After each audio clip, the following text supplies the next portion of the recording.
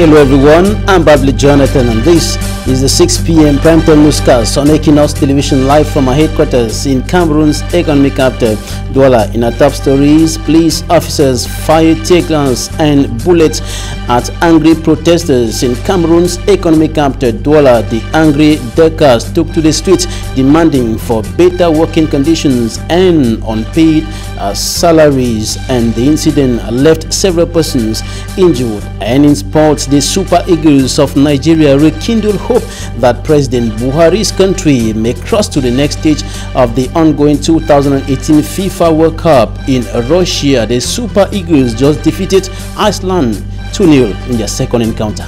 Stay with us.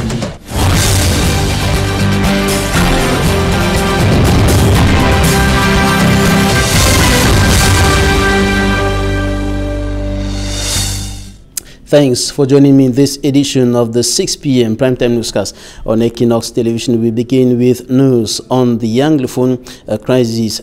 Serious gunshots were heard last night in Quen, Bamenda 3 subdivision and in other parts of the northwest regional capital, and reports say gunshots began renting the air in many localities as from 9 p.m. to about 11 p.m.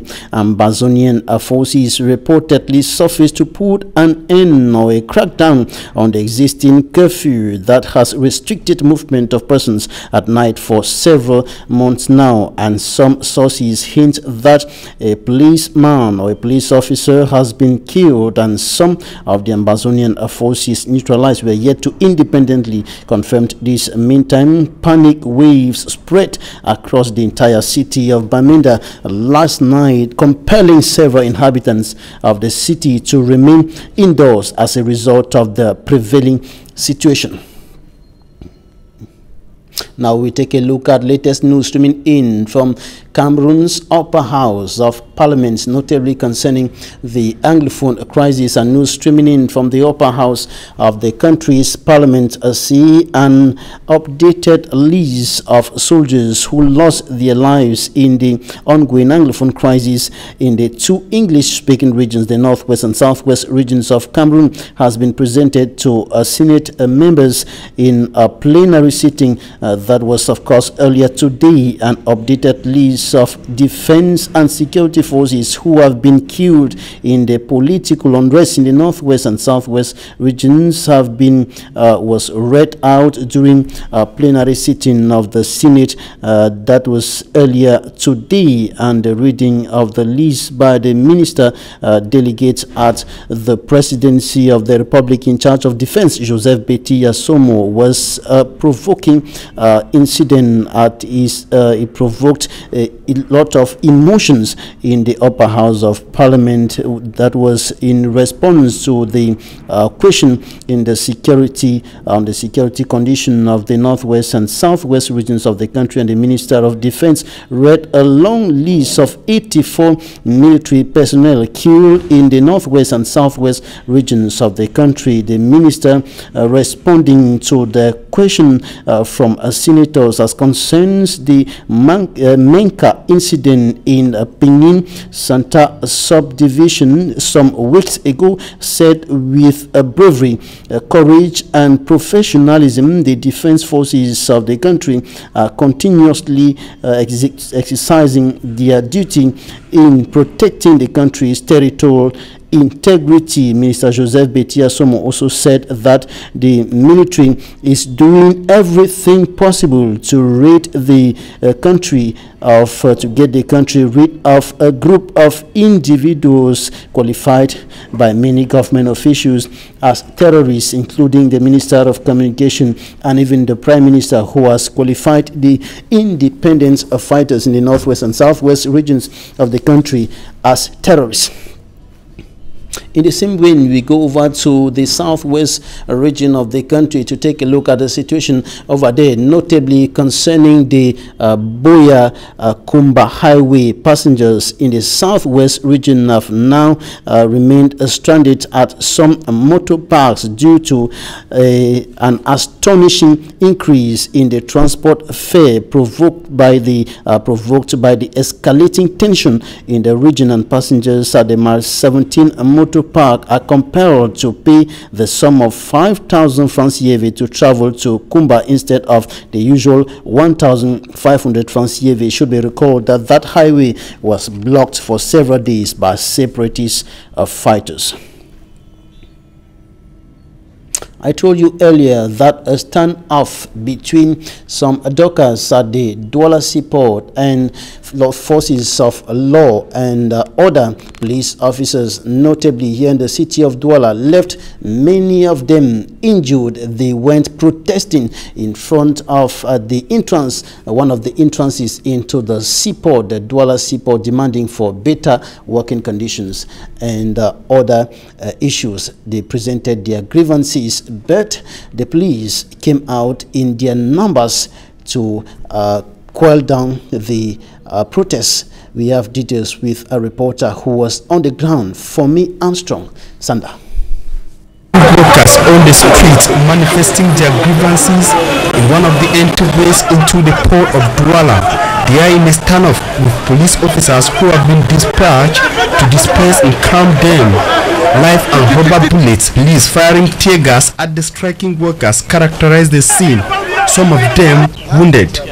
From the entryway to the Douala Seaport, the strike action is spreading into Aqua as police continues chasing the demonstrators. They came out en masse to compel the administrators of the Douala Seaport to improve on their working conditions. Ils sont vraiment, aujourd'hui, ils ont compris que rien ne lui vaut plus, à part la mort. Parce que ils sont déjà désespérés. The dockers have understood that they are worth nothing again apart from death. We ask for a contract which will determine our minimum wages. We ask for an hour of pay of 2,000 francs and others. Nous avons demandé aussi le remplacement de la carte unique, c'est-à-dire de la première catégorie à la deuxième catégorie à la carte unique qui donne foi à la troisième catégorie. At the first strike, we had 11 points, you see, but they decided to give us 6 points. They went to the table, said that they go to sign a convention. Inside that convention, we have nothing inside there, you see. But even the convention they have signed, they don't want to put it in application, you see. Now, we are tired. Family allowance, okay. Contract of work, salary of basic salary, what we call card unit card. Yes. Unit card, yes. There are many. We have to affirm all rights because now we are feeling bad. Our children is not going to the school. Our wife is running to our house. We don't have possibility to eat. We don't have possibility to eat. We need to our rights. Please, we need to our rights because we try to. We are doing the job very nice. There's no problem. The national president of Dockers Association, Mr. Mvondi Ebele Jean-Pierre, said they have a total of 10 points. The Dockers said they have consulted all concerned authorities from the port to the ministries in Yaoundé, but have not received any positive response this far. This is why the Dockers have opted for this demonstration today, which they qualify as peaceful. The demonstrators rather met with a repressive reaction from the authorities. Authorities who came to the scene were unable to solve the problem. So we are waiting to see the next steps taken by the authorities. But as for the president, they will continue to press on until their rights are respected. Ça c'est la lettre que j'écris au président de la République. Son Excellence, Monsieur Paul Biya. The president is actually tense. I need to put on my mask because tear gas thrown today is not really easy. We approached JPAC to get their own side of the story, but the gate was blocked for journalists.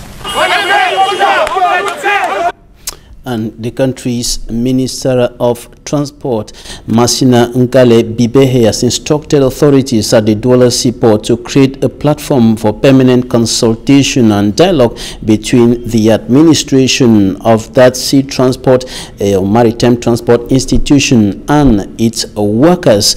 The minister was speaking during a working visit to the Douala Seaport today, and during that meeting he equally told authorities of the Douala Seaport to work hard to modernize the services of that seaport. We shall be bringing to you images and details of the minister's visit to the Douala Seaport today in a subsequent news editions. On to something else. The cultivation, sale and consumption of Indian hemp remains a major problem in the Republic of Cameroon, even though it is prohibited by the law, and 2 teenagers alongside 2 adults have been caught transporting the illegal product. They had been producing it and selling in Bafang in the west region of the country. Franklin Mwabi has more.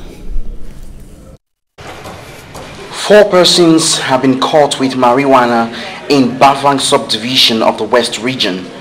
Amongst the 4, 2 Mboro teenagers, Yusufa Hassa and Yahoma, aged 16 and 14 years respectively, were caught by the forces of law and order traveling with a bag of drugs in Bana quarter of Bafang. A Cameroonian told us that he saw 2 young boys traveling with a bag. Inside the bag he saw a bad things called drugs. So we went in Bana Kota, Bafang, arrest the 2 young men, Bororo, 14 years and 16 years. When the teenagers were questioned where they got the drugs, they confessed to have bought the drugs from a certain Etemba Toma and his friend Dachoa, who are aged 63 and 61 years respectively, who cultivate the weed in their homes. Pa called Etemba Toma is the man who used to sell them the drugs. We went to Monk quarter and arrest the Pa. When we reached there, we see the Etembe and Dachua with the drugs in their hands. The Commissioner of Police for Bafang Subdivision, Bizaha Fandai, says nous demandons toujours, le policier n'est pas sorcier, le policier est celui qui... The police is not a witch, but in charge of verifying information and taking the right actions to bring justice in cases like this. The Commissioner further beckoned on the population of Bafang to work in collaboration with the forces of law and order. In the report coming up next, we take a look at the ugly face of underdevelopment affecting several parts of Cameroon, especially the hinterlands. A case in point in this newscast is the Matoke locality. It is in the Mongo division, littoral region of the Republic of Cameroon, where many of the roads running across the municipality are now in an advanced state of dilapidation. Inosenazi reports. This is one of the craters which, according to the population, have become lakes in the middle of this road stretch linking Matoke, Pendamboko and Koto in Banga subdivision, Mongo division of the littoral region. La commune de Mbanga et nous impose l'impôt libératoire. The Mbanga Council has failed to satisfy the desires of the people. We pay taxes, but good services are not given us. For 6 years now, roads have not been rehabilitated.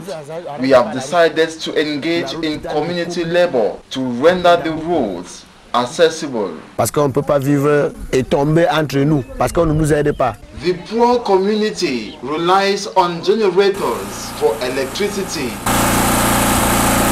boreholes for water, which they drink and cook with.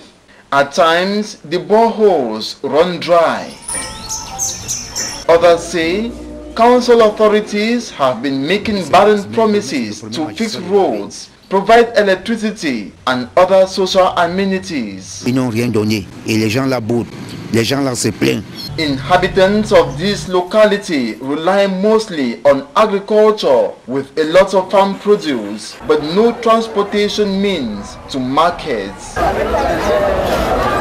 They also rely on cash crop like coffee. Coming up, the smart side of the World Cup. Thanks for joining us in the smart side of the ongoing 2018 FIFA World Cup in Russia. And I told you in the headlines, the Super Eagles of Nigeria have rekindled the hope that President Buhari's country may cross to the next stage of the competition. The Super Eagles defeated Iceland earlier today, 2-0. Good evening, Babila. The latest. Yeah, the latest is the victory of the Super Eagles of Nigeria against Iceland. I remember the coach, Gernot Rohr, before the game of today, said they are going to win, they must win.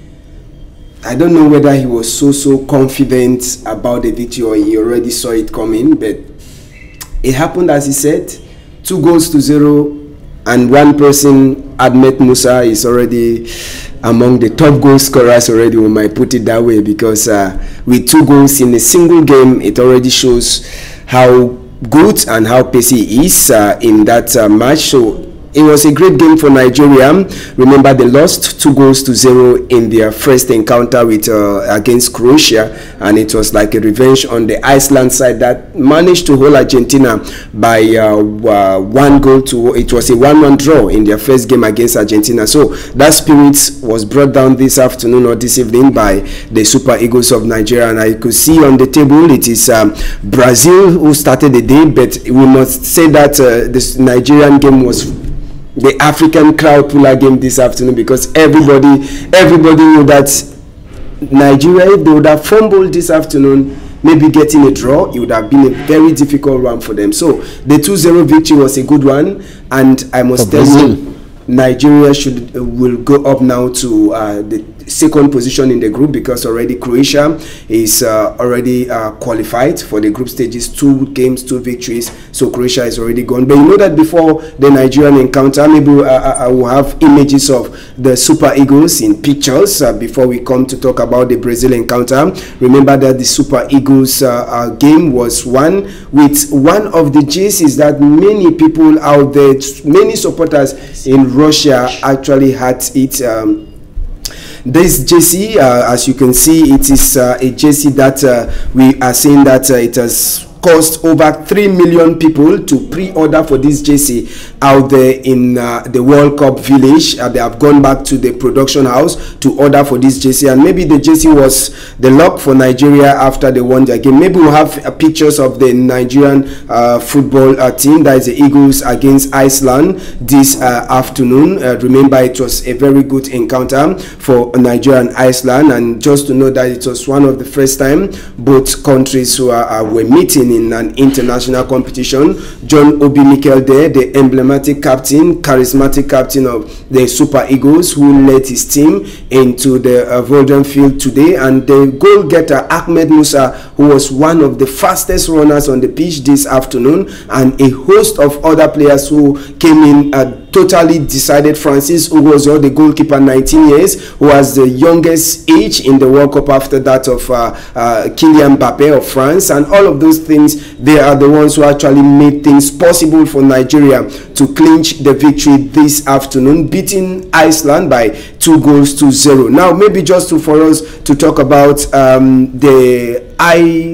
what actually caught our attention on the field. We get a picture. We can't really say whether it is Photoshop, but we saw a picture of somebody who resembles Messi on the field, and guess what? He was putting on the Nigerian jersey, the one they used to play the game this afternoon. Maybe we'll see that picture of Messi, who was spotted somewhere. It seems it's Messi very fine. If you can look very well, the face resembles that of Messi, who was also dressed in the Nigerian jersey, to say that, hey, Nigeria, I'm behind you. But Don't ask me. Don't ask me if Nigeria will, Messi is coming to support Nigeria because they are going to beat Nigeria in their last encounter. It's going to be a do or die clash. And maybe the last issue we could discuss about this game of today, that is a game between Iceland and Nigeria, is to talk about the coach of Iceland. Babila, you want to understand with me that the coach of Iceland is a dentist. He is the first coach dentist to have qualified his team for a World Cup. This man is a dentist. Apart from being a coach, he is a dentist in Iceland. So it is historic for him taking Iceland to the World Cup. Now, let us see the classification of Group D, where Nigeria falls, just for us to confirm that what we have been saying here in terms of classification is correct. Let us see the classification of Nigeria in Group D. To note that Nigeria now is second in that group with 3 points. They are just beneath Croatia, who have 6 points in 2 outings. Maybe we'll have the classification of Nigeria in Group D of that tournament. That is the classification, Babylon. Croatia is top with 6. Nigeria 3 points. Iceland 1. Argentina 1. So on the last day, we shall have Iceland to confront Croatia and Nigeria to confront Argentina. And the hope of Nigeria crossing to the next stage of the competition is, however, still hanging on a lot of mathematics there. It's still hanging on a lot of mathematics, but if we look at past competitions, Argentina and Nigeria that have been meeting on several occasions, and of recent, Nigeria beat Argentina by 4 goals to 3, if I'm not making a mistake, in an international friendly. But they said Lionel Messi was not on the pitch on that day, so we are hoping to see Lionel on the field when Nigeria will confront Argentina. Now, even though it's usually said that the football, the football itself is round, yesterday Argentina was beaten. Argentina was beaten hands down by Croatia. Nobody believed. 3 goals to 0. It was a Lionel Messi who was frustrated in that encounter, but unfortunately for him, or unfortunately for him, he could not do anything. He missed a penalty and all of that. On Lionel Messi said, I'm sure he should be very, very disappointed with himself after yesterday, but I'm sure they're going to put on that spirit to face the Super Eagles. And when we look at the performance of the Argentinians yesterday, can we say that the chances of Nigeria surviving in the hands of Argentina are somehow considerable? Now, the last match, if you look at the stakes, Argentina, Nigeria, all of them, they are in a situation that they are in a must-win or a draw. That is, I want to say for Nigeria, they need a draw. A draw would make everything for them. But Argentina, they are coming for a victory. At least a draw. Yeah, at least a draw. They will be very contented if they have a draw with Argentina on the last playing day. But Argentina, I know they'll be coming with the spirit of a must-win game. A must-win game, because if they have 3 points plus the 1 point against Iceland, they have 4 points. They are going alongside Croatia, that is already sure to remain in Russia. But if Nigeria manages to pull a draw with Argentina, then it will be Nigeria with 4 points. Croatia, we don't know how their match with Iceland will end. Against Iceland will end. So that is the situation in that group. Right. Now, we had matches that we played earlier on. Before Nigeria, we had this wonderful game between Costa Rica and Brazil. And I want to tell you that Brazil have beaten Costa Rica 9 times of their last 10 games. And the last victory between these two teams was that of Costa Rica in 1960. So, statistic, you want to see it, it was a greater ball possession by the guys of Neymar, that is Neymar Jr., who actually dominated. And remember, these goals of Brazil came at towards the last minute of the game. That is, it was during the injury time, to tell you that Costa Rica really held Brazil right up to the end of the game before they let loose. And at the end of the day, Brazil went home happier because it favored them out there in the World Cup. Now, one funny thing we saw yesterday was Diego Armando Maradona. He was crying, weeping after Brazil was defeated. Diego was weeping, and many people were asking, what is happening with Diego? One time world best player. What was happening with him? He was weeping because he couldn't believe that a little Croatia would touch Argentina. Yes, and maybe the last thing we should see is the results, a recap of the results of yesterday. Maybe we'll see the results of yesterday for us to conclude this edition of the Sports World Cup package. The results of yesterday were France also defeated their opponents by one single goal, but it was very important, a significant goal for France, as they too saw themselves moving out and to remain in France for the next stage. And you can see Denmark also pulled a 1-1 draw with Australia, and the game Argentina versus Croatia that ended 0-3 in favor of Croatia. Now it's time for us to look at the group pairings. Group C, the classification of Group C. If we have to look at it categorically, we'll see that in Group C, France is already sure to remain in Russia according to the classification that we're going to show, with 6 points, 2 wins in 2 matches. France is already top. Denmark will have the opportunity, should they beat Peru on the last day. They are already sure if they can beat Peru, and if Australia too manages to disturb France, beating France, then there will be an upset.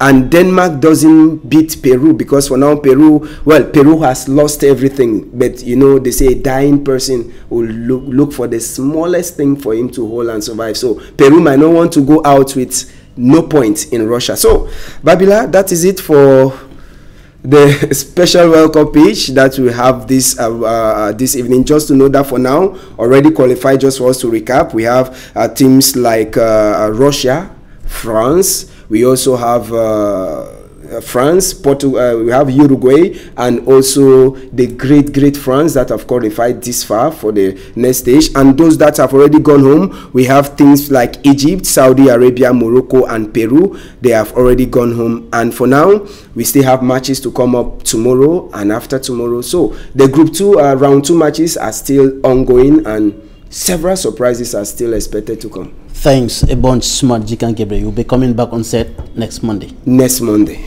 Thanks, ladies and gentlemen. That was the smart side of the World Cup going on in Russia. Thanks, ladies and gentlemen, for staying with us. Goodbye.